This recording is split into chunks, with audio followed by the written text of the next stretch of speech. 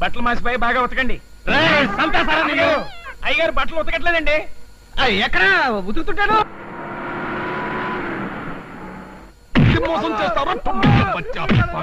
నమస్తే ఖాన్ సాబ్. నమస్కారం చెప్తే నువ్వు ఉదుకుతాను అనుకున్నావు. నమస్కారం పెట్టింది నేనండి. నువ్వా? అయితే నమస్తే. ఏమిటి అప్పు కోసం వచ్చినావు? కాదండి, ఇల్లు ఖాళీగా ఉందంటాను.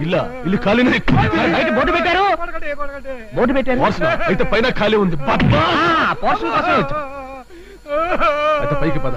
నువ్వు ఎక్కడికి పోతావురా? నిన్ను పైకి పంపిస్తాను. బచ్చా నాతో అబద్ధం చెప్తావా? మొత్తం ఫర్నిచర్ తో కలిపి నెలకి 3000 కిరాయి. ఫర్నిచర్ తో కలిపి అంటున్నారు కాబట్టి 3000 అయినా పర్వాలేదు. అడ్వాన్స్ ఎంత? 3 నెలలకి సరిపోతుందండి. దాంతో 6 నెలలు గడిపిస్తాలే. అబద్ధం చెప్తావా? అయ్యా 6 నెలలైనా పర్వాలేదండి. 6 నెలలైనా పర్వాలేదు.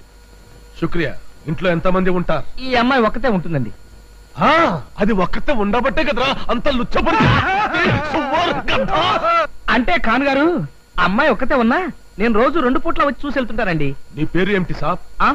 రాజా. రాజా అచ్చనా?